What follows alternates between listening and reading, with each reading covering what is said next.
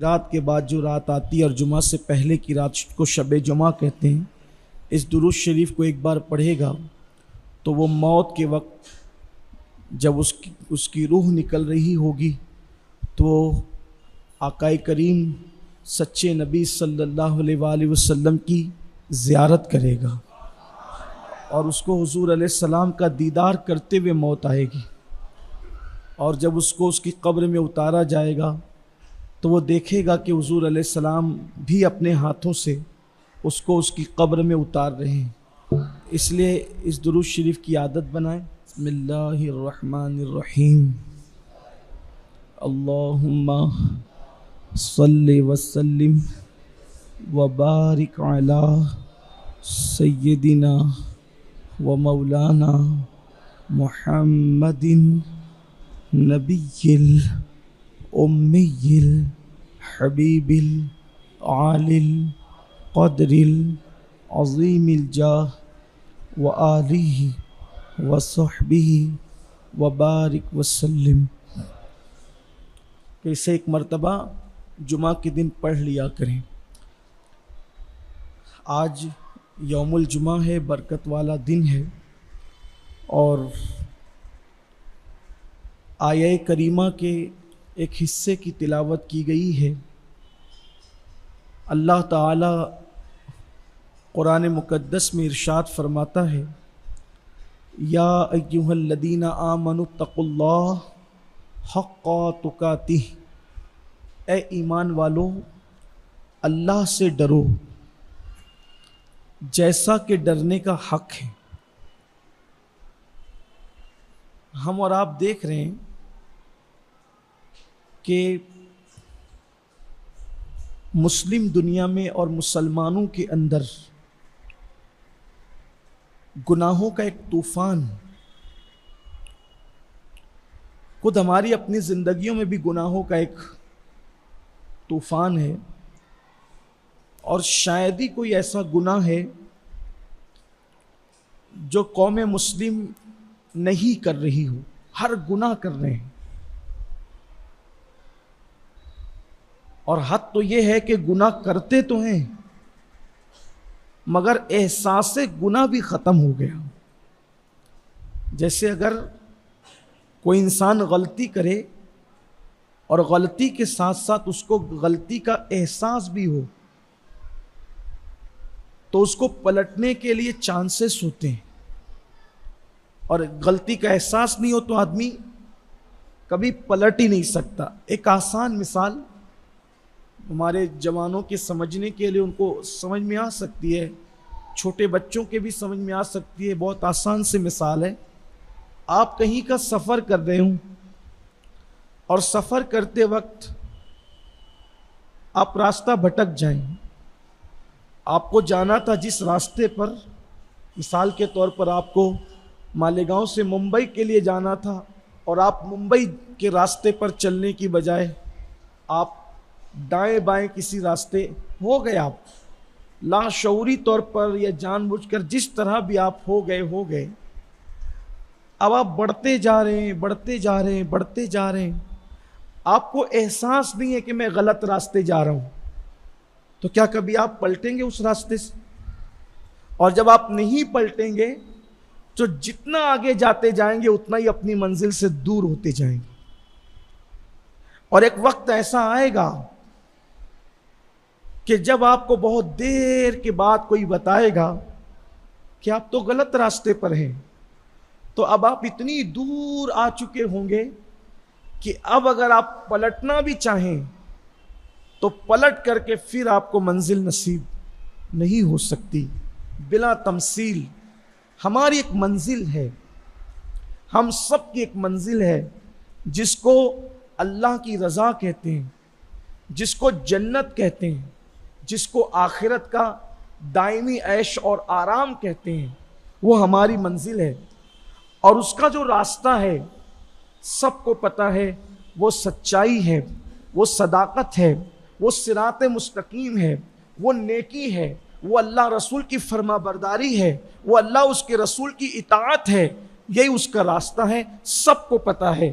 مسلمان کے بچے کو پتہ ہے کہ راستے جنت کا جو راستہ ہے وہ اللہ رسول کی فرما برداری میں، مختصر یہی ہے، سب کو پتہ ہے۔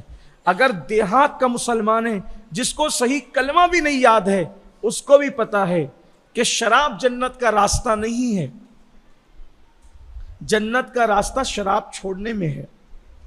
دیہاتیوں کو بھی پتہ ہے جوا جنت کا راستہ نہیں ہے، جوا کو ترک کرنا جنت کا راستہ ہے۔ حرام کھانا جنت کا راستہ نہیں ہے، حلال کھانا جنت کا راستہ ہے۔ نفرتیں جنت کا راستہ نہیں ہے، محبتیں جنت کا راستہ ہے۔ دلوں کو توڑنا جنت کا راستہ نہیں ہے، دلوں کو جوڑنا جنت کا راستہ ہے۔ کسی کو دیکھ کر کے بھویں چڑھا لینا جنت کا راستہ نہیں ہے، کسی کو دیکھ کے مسکرا دینا یہ جنت کا راستہ ہے۔ راستے میں کانٹے بچھانا یہ جنت کا راستہ نہیں ہے، راستے سے تکلیف دینے والی چیز کو ہٹا دینا یہ جنت کا راستہ ہے۔ اسی طریقے سے کسی کا چھین کے کھا لینا یہ جنت کا راستہ نہیں ہے، خود بھوکے رہ کر کے دوسرے کو کھلا دینا یہ جنت کا راستہ ہے۔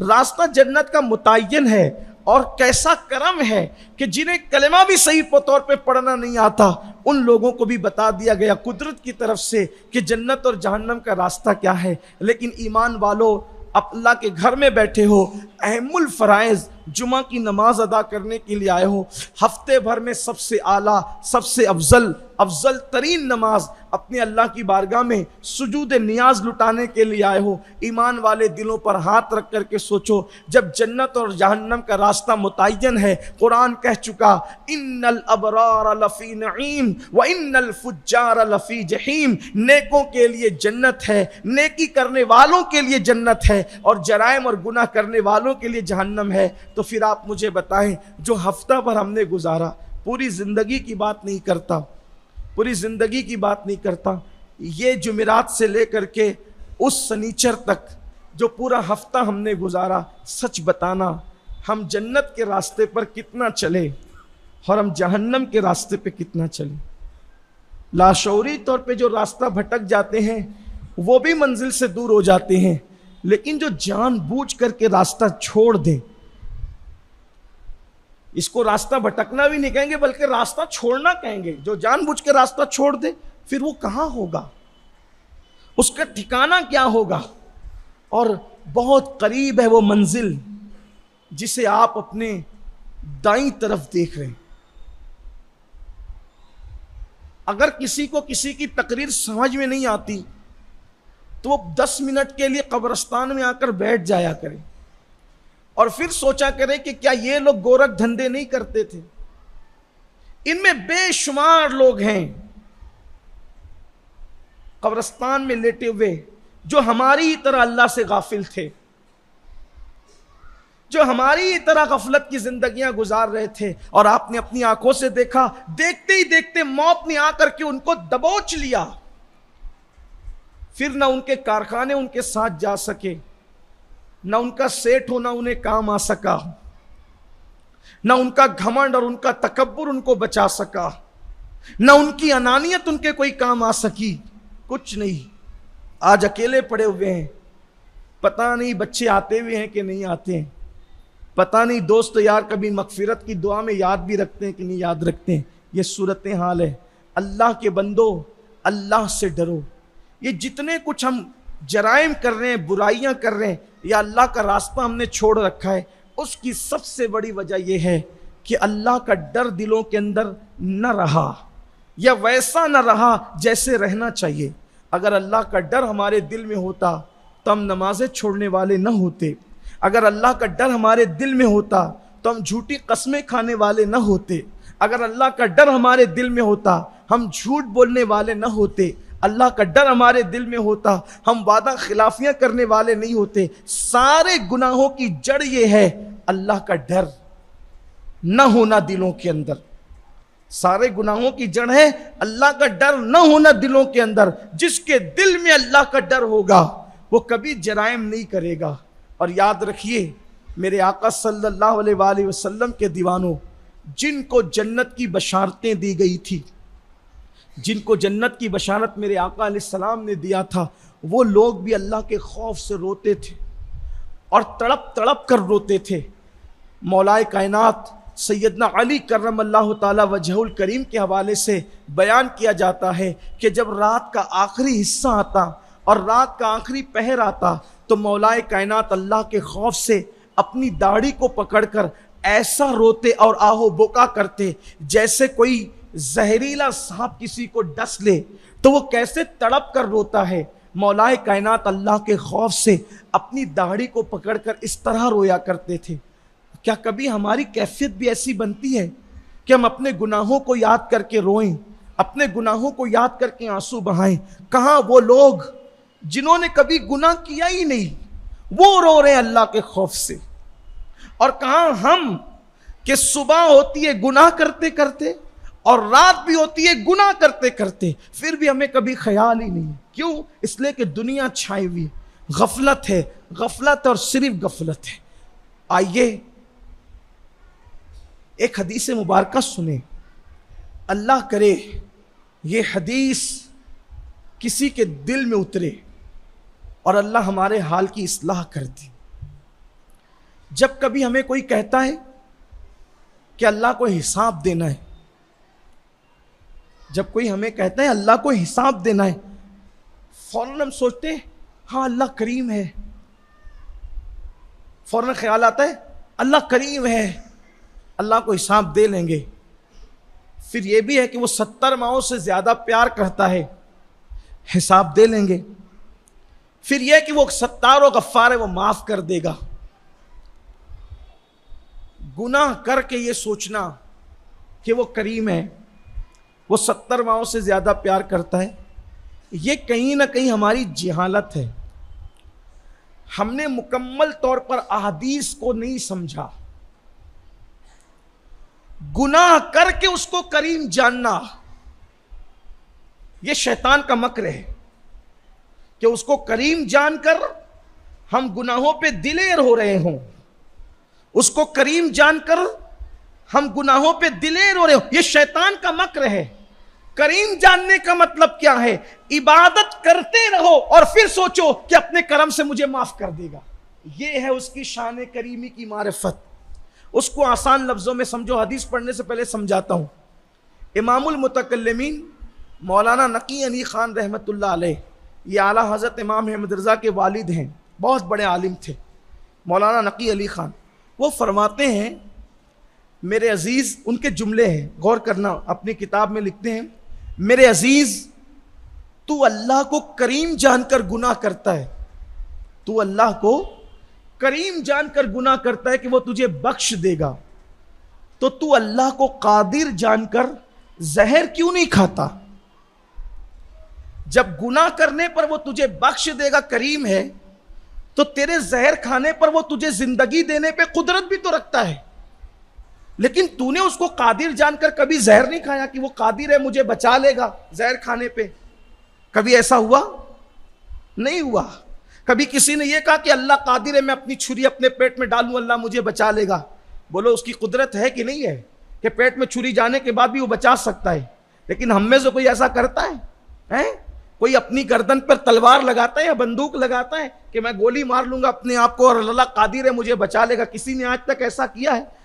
تو جب اللہ کو قادر جان کے زہر نہیں کھاتے کہ وہ بچا لے گا, اور وہ تو بچانے پہ قدرت رکھتا ہے, سب کا ایمان ہے. اور ایسا ہوا ہے کہ بہت سے لوگوں نے کو زہر دیا گیا پھر بھی اس نے بچا لیا, ہوا ہی ہے. لیکن کوئی کرتا ہے ایسا؟ نہیں کرتا. تو اللہ کے بندو, جب اللہ کو قادر جان کر زہر نہیں کھاتے, جب اللہ کو قادر جان کر زہر نہیں کھاتے, تو اللہ کو کریم جان کر گناہ کیوں کرتے ہو؟ تو کہیں نہ کہیں یہ شیطان کا مکر ہے کہ وہ اللہ کو کریم ہونے کا تصور دے رہا ہے, اور ہے بے شک ہمارا اللہ کریم ہے, اس میں کوئی شک نہیں ہے, لیکن اس پر گناہ پہ دلور ہونا یہ بہت بڑے شیطان کے مکر کی بات ہے. شیطان یعنی کہ گناہ کر کے اللہ سے نہیں ڈر رہے ہو, جبکہ اللہ کے قریب ہونے کا تصور یہ ہے کہ نیکیاں کر کے اللہ سے ڈرو اور سوچو کہ اپنے کرم سے میری عبادت قبول کر لے. یہ بات ہے. اب آپ کہیں گے نیکی کر کے اللہ سے ڈرنے کا مطلب پھر کیا ہوا؟ اس کو ایک اور آسان زبان میں سمجھو, پھر حدیث پڑھتا ہوں. ایک بزرگ تھے, بزرگ وہ کپڑا بنانے کا فن اچھی طرح جانتے تھے. ان کو کپڑا بنانا بہت اچھے بنکر تھے. وہ پارچہ باف تھے. وہ اردو زبان میں پارچہ بافی کہتے ہیں اس کو. کپڑا بننا, ہاتھوں سے لوگ کپڑا بنا کرتے تھے. بہت اچھا فن جانتے تھے کپڑا بننے کا. انہوں نے کپڑا بنا, مہارت تھی فن میں, اور ایک تاجر کے پاس لے گئے. تو تاجر نے وہ کپڑا پھیلایا اور چیک کیا, اور چیک کرنے کے بعد تاجر نے کہا بابا اس کپڑے میں بہت عیب ہے, آپ کے کپڑے میں کوالٹی نہیں ہے, آپ کا کپڑا کوالٹی لیس ہے, اس میں عیب ہے عیب. اتنا سننا تھا, وہ بزرگ رونے لگے, بہت روئے بہت روئے. دیکھو ہمیں مسجد میں بھی اللہ یاد نہیں آتا, اور وہاں کپڑا بیچتے وقت بھی اللہ یاد آ رہا ہے. یہی فرق ہے مومنوں کے اندر, یہی ایمان والوں کی شان یہی ہے کہ انہیں ہر جگہ اللہ یاد رہتا ہے. یہ اور بات ہے کہ ہمیں مسجد میں بھی ہم اللہ کو بھول گئے ہیں, ہمیں مسجد میں بھی اللہ یاد نہیں آتا, دماغ میں بھوت گھومتا رہتا ہے. جلدی سے امام صاحب تقریر ختم کریں, 2 رکعت پڑھوں اور بھاگوں, اس لیے کہ 3 بجے کہیں اور پہنچنا ہے. یہ صورتحال ہے, صورتحال ہے ہماری قوم کی. دوست انتظار کر رہے ہوں گے, گھر والے انتظار کر رہے ہوں گے, یہ کام ہے وہ کام ہے وہ کام ہے. پھر کسی کو 3 سے 6 میں جانا ہوگا, کسی کو 6 سے 9 میں جانا ہوگا. جس قوم کا یہ حال ہو, ہنسنے کی بات نہیں ہے. ٹوٹے ہوئے دل کی فریاد پر ہنسا نہیں جاتا. کوئی ہمارے دلوں سے تو پوچھے نا کہ جس قوم کے جوان دعا کیے بغیر 2 رکعت پڑھ کر سنیما کی طرف بھاگتے ہوں, ہمارے دلوں پہ کیا گزرتی. اس لیے کہ جوان کسی قوم کا سرمایہ ہے. جو میری قوم کا جوان کر رہا ہے, جب کسی قوم کا جوان یہی کرنے لگتا ہے تو اس قوم کو صفحہ ہستی سے مٹا دیا جاتا ہے. جو ہم کر رہے ہیں یہ مٹنے والی قوم کا انداز ہے, یہ اٹھنے والی قوم کا انداز نہیں ہے, یہ تباہ ہونے والی قوموں کا انداز ہے, یہ ترقی کرنے والی قوموں کا انداز نہیں ہے. جو ہم کر رہے ہیں, جن کا مسجد میں دل نہیں لگتا اور گناہوں کے اڈوں پہ دل لگتا ہے, وہ قوم مٹائی جاتی ہے, وہ قوموں کا قتل عام ہوتا ہے, وہ قوم تباہ کی جاتی ہے, وہ قوم برباد کی جاتی ہے. ہم بربادی کی طرف جا رہے ہیں. میری قوم کے جوانوں اتنا خوش ہونے کی ضرورت نہیں ہے, اس لیے کہ جب کوئی قوم گناہ پہ دلیر ہو جاتی ہے تو اللہ اپنی رحمت کا ہاتھ ان کے سروں سے ہٹا کر ان پر کافروں کی تلواریں مسلط کرتا ہے اور کہتا ہے ختم کر دو ان لوگوں کو. کافر اٹھتے ان کے خلاف اور ختم کر دیتے. آپ کس دن کا انتظار کر رہے ہیں؟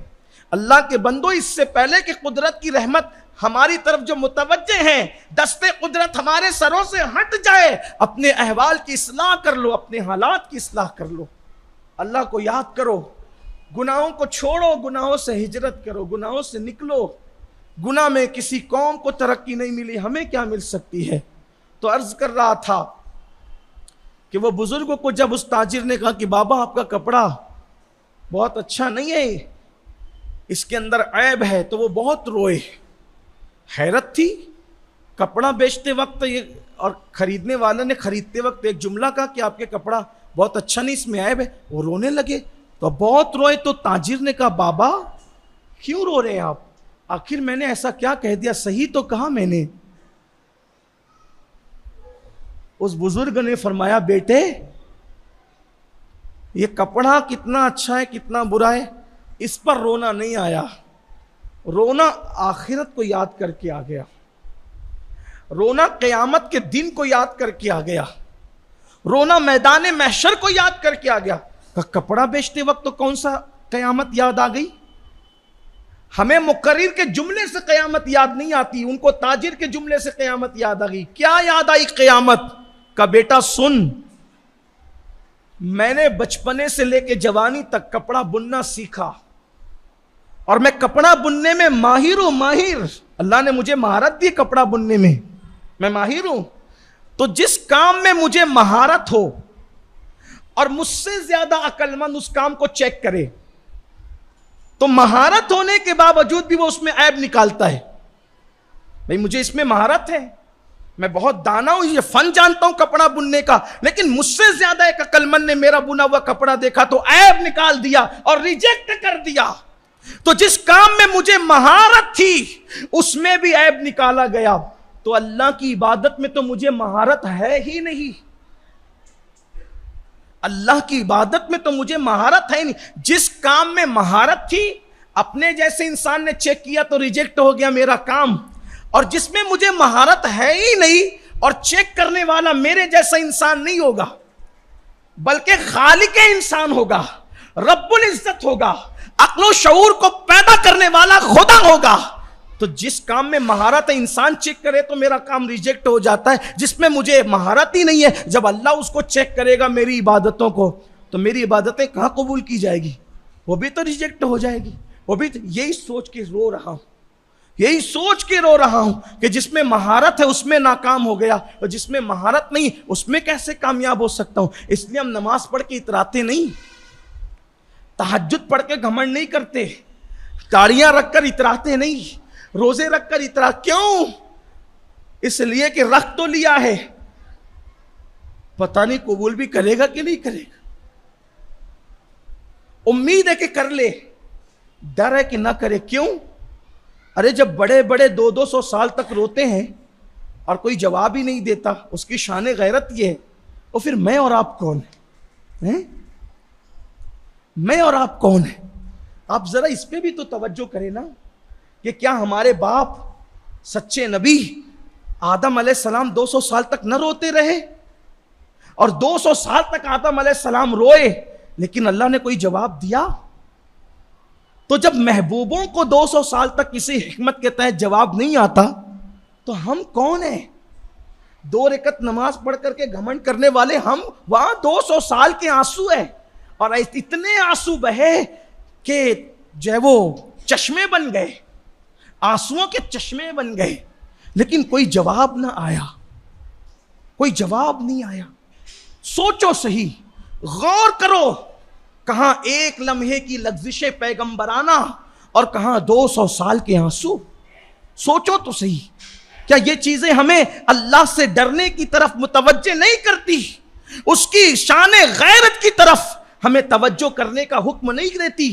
مسلمانوں اپنی آخرت کی فکر کرو، سب یہی رہے گا۔ تو وہ جو حدیث پڑھنے چلا تھا وہ حدیث یہ ہے، دل کے کان سے سننا، پورا بیان یاد رہے نہ رہے اس کو یاد رکھنا۔ اللہ کے رسول صلی اللہ علیہ وآلہ وسلم فرماتے ہیں